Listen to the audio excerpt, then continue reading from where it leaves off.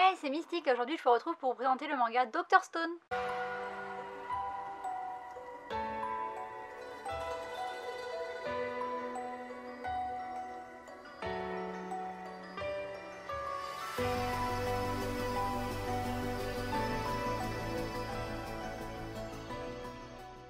Je vous retrouve aujourd'hui pour vous présenter le manga qui m'a réconcilié avec les dessins de Boshi, puisque avant de lire Dr Stone, je n'arrivais pas du tout à lire un manga qui était dessiné par Boshi parce que je trouvais les dessins vraiment trop particuliers et du coup j'arrivais pas à rentrer dans l'histoire, mais Dr Stone m'a définitivement réconcilié avec ce type de dessin puisqu'il fait même partie de mon top manga 2018, donc c'est vous dire à quel point je l'ai aimé et du coup maintenant j'ai plus du tout de problème, je lis d'autres mangas qui sont dessinés par Boshi, notamment Origin ou Sunken Rock. Pour en revenir à Dr Stone, c'est un shonen qui est publié chez Glénat, ça a été publié à partir de 2017 au Japon et il y a 10 tomes en cours. En France, ça a été publié à partir de 2018, il y a 5 tomes de sortie et le tome 6 arrive en mai. C'est scénarisé par Inagaki Riichiro qui a fait un autre manga qui s'appelle Ice Chill 21 que je ne connais pas du tout, apparemment ça parle de sport et d'humour. Les dessins sont de Boshi, donc qui a fait Sunken Rock, Origin, Space Chef César, là je vous dis que ceux que j'ai dans ma mangatech mais il y en a d'autres. La série est entièrement en noir et blanc, chaque tome coûte 6,90 €. Il y a un animé de cette série, je ne sais pas s'il est déjà sorti, et puis il y a aussi un light novel, et c'est tout ce que je vous dirai pour la présentation. Il a fallu 2 millions d'années au genre humain pour passer de l'âge de pierre à l'ère moderne, nous sauterons ça d'un coup. Nous allons récupérer notre monde et établir de manière scientifique les causes de notre pétrification et de notre rétablissement. On n'est pas sorti du lycée, mais à nous deux, on recréera la civilisation à partir de zéro.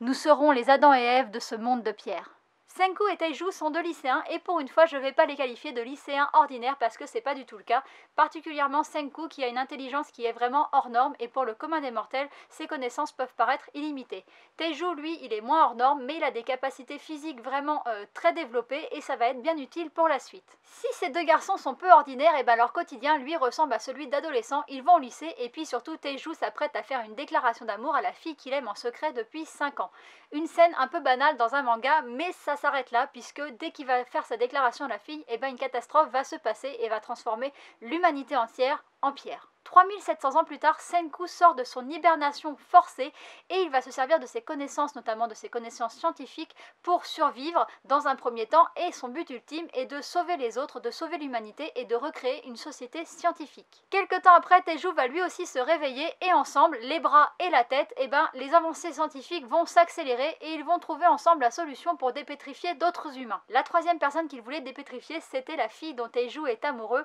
mais malheureusement pour eux ça va pas se passer comme ça et par nécessité ils vont dépétrifier Tsukasa, un lycéen qui était le meilleur combattant de son époque et il va leur mettre des bâtons dans les roues parce qu'ils ont une vision du monde diamétralement opposée et ils vont pas du tout être d'accord sur l'avenir de la société. Et j'en dis pas plus. Pour vous donner mon avis, je vais commencer par les dessins puisque les dessins de Boshi me bloquaient et donc c'est pour ça que je lisais pas les mangas de Boshi. Et en fait, pour tout vous avouer, ce qui me bloquait, c'était les sourcils des personnages. Je trouve que ces personnages se ressemblent tous, qu'ils ont tous les mêmes sourcils et ça donne toujours un air très grave aux personnages et j'arrivais pas à passer le cap à cause de ça. Et maintenant que j'ai passé le cap, je me rends compte que Boshi dessine vraiment extrêmement bien. C'est extrêmement détaillé ces dessins et ils sont juste fous en fait. Les scènes de combat sont dingues, les expressions des personnages sont folles, il arrive à faire des expressions très sérieuses, il arrive à donner la classe vraiment à ses personnages, il arrive aussi à faire des dessins très drôles avec des têtes complètement what the fuck, enfin il est vraiment extrêmement doué. En fait je passais clairement à côté de quelque chose en étant bloquée et je suis très contente d'avoir passé mon blocage parce que je serais passée à côté de cette super série et finalement de toutes les séries de Boshi, donc ça aurait été vraiment très dommage. Si j'ai passé le cap de lire ce manga, c'est parce que le synopsis m'intéressait et puis à la Japan Expo il donnait les extraits et je me suis dit allez je retente quand même et en lisant l'extrait je me suis dit que j'avais envie de savoir la suite et en lisant le tome 1 je me suis rendu compte en fait de la richesse du dessin et je me suis dit que vraiment j'étais passée à côté de quelque chose et que fallait que je revoie mon jugement sur Boshi et donc du coup j'ai acheté Origin et je me suis rendu compte que ces dessins étaient vraiment dingues et que je passais à côté de quelque chose et donc voilà.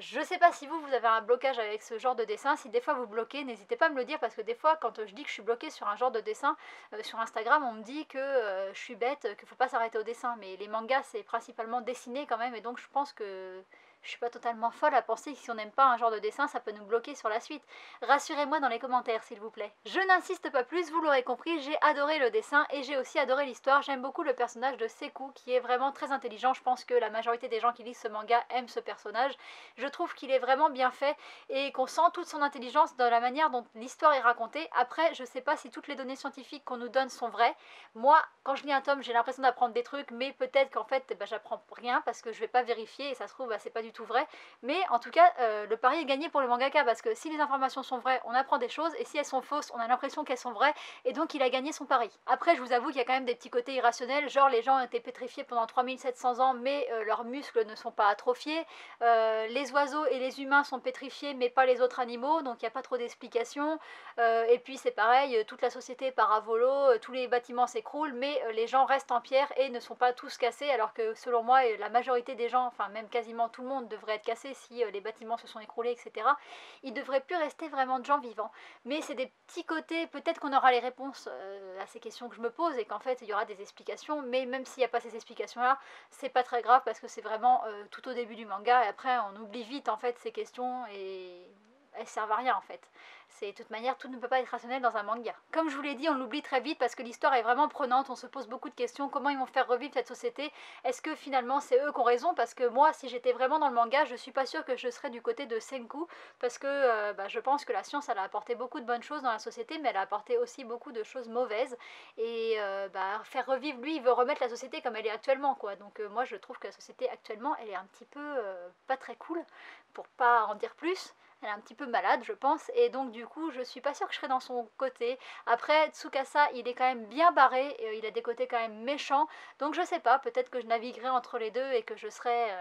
comme un certain personnage de... Je vais me taire parce qu'en fait, sinon je vais spoiler. Mais voilà, en tout cas, je sais pas dans quel clan je serai, mais je me pose beaucoup de questions comme ça, et je trouve que du coup, c'est super intéressant et super cool de voir l'évolution du manga. Vous le savez, il fait partie de mon top 2018, donc c'est vraiment un manga que j'ai aimé de bout en bout. Et puis, il m'a réconcilié avec les dessins de Boshi, donc rien que pour ça, ça méritait que je vous le présente. J'espère que je vous aurai donné envie de le découvrir si vous ne connaissez pas. Et puis, je vous dis à bientôt parce que ma vidéo est finie. Bye bye!